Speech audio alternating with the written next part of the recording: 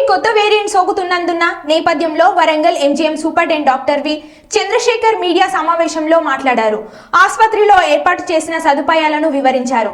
ఆసుపత్రిలో ఉన్న 1200 బెడ్లకు 2 ఆక్సిజన్ పాయింట్ల ద్వారా ఆక్సిజన్ అందిస్తున్నామని, కోవిడ్ రోగులకు అందుబాటులో 70 వెంటిలేటర్లు ఉంచామని తెలిపారు.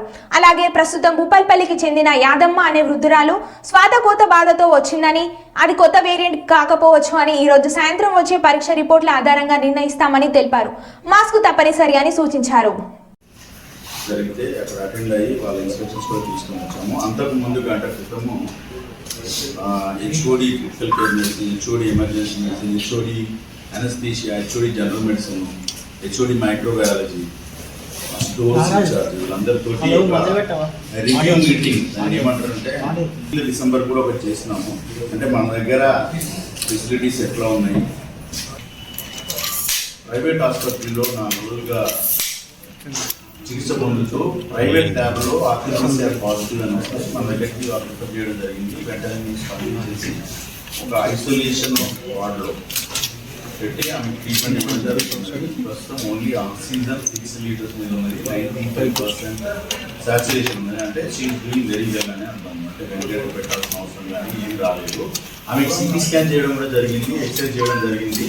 సిటీ స్కాన్ కూడా మనకి అంటే ఆర్టీపీసీఆర్ పాజిటివ్ వచ్చినప్పుడు సిటీ స్కాన్లో ఒక రకమైన ప్యాటర్న్ ఉంటేనే కోవిడ్ పాజిటివ్ జబ్బు కింద నిర్ధారణ చేసేసి వెంటిలేటర్ కానీ ఇంకా ఇతరత్ర మందులు కానీ ఇవ్వాల్సిన అవసరం ఉంటుంది.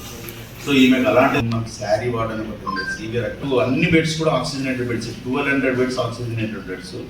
దీనికి సపోర్టింగ్గా 2 ఆక్సిజన్ ప్లాంట్స్ ఉన్నాయి, 2 ట్యాంక్స్ ఉన్నాయి, liquid oxygen tanks. So 1200 patients వచ్చినా కూడా మనం ఇదివరకు ట్రీట్మెంట్ ఇచ్చినాం, ఇప్పుడు కూడా ట్రీట్మెంట్ ఇవ్వడానికి మనకు ఆస్కారం ఉన్నది.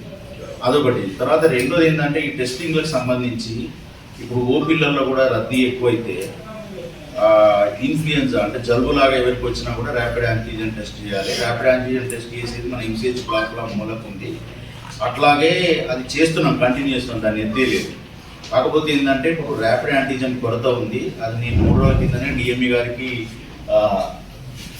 గారికి నివేదించడం జరిగింది.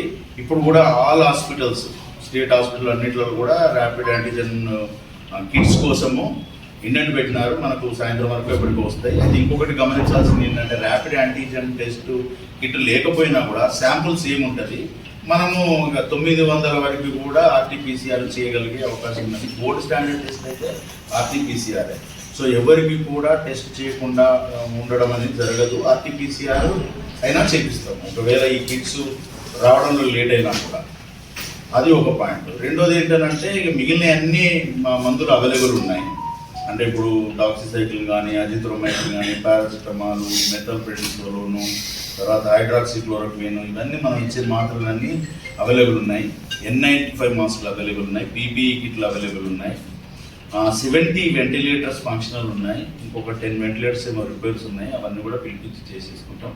అంటే మనము గతంలో ఒక 1000 పీపుల్కి ఎట్ ఏ టైం ఎట్లాగైతే కోవిడ్కి ఇవ్వగలిగామో ఇప్పుడు కూడా అంతే సంసిద్ధంగా ఉన్నది. కాకపోతే ఏంటంటే ఆ వార్డులలో వివిధ పేషెంట్లు ఉన్నారు కాబట్టి మనం నెంబర్ ఎక్కువైనా కొద్దీ దశల వారీగా బెడ్స్ పెంచుకుంటూ పోతాం. ప్రస్తుతానికి అయితే 50 బెడ్లు పెంచున్నాము.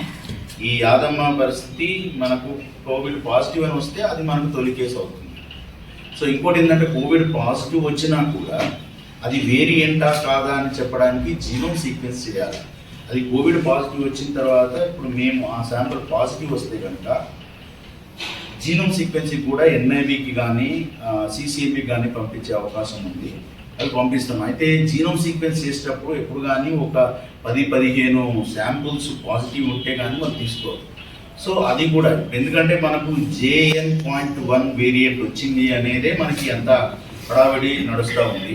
అదర్వైజు అది బాగా దాని ప్రభావం కోల్పోయిన కోవిడ్ వైరస్ ఇంకా సర్క్యులేట్ అవుతూ ఉంది. అయితే మనము ఎంత జలుబు వచ్చినా కూడా కోవిడ్ టెస్ట్ చేసుకోలేదు ఈ మధ్యకాలంలో. ఎందుకనంటే ఆ కోవిడ్ సంబంధించిన వైరస్ ఇంకా డిటెక్ట్ అవ్వలేదు. అన్న కోమార్బిడ్ కండిషన్స్ ఉన్న వాళ్ళకి కోవిడ్ వస్తే ఇబ్బంది అవుతుంది. ఇప్పుడు దీని JN.1 ప్రభావం ఎలా ఉంటుంది ఇప్పుడే నిర్ణయించలేము. 2 వారాలు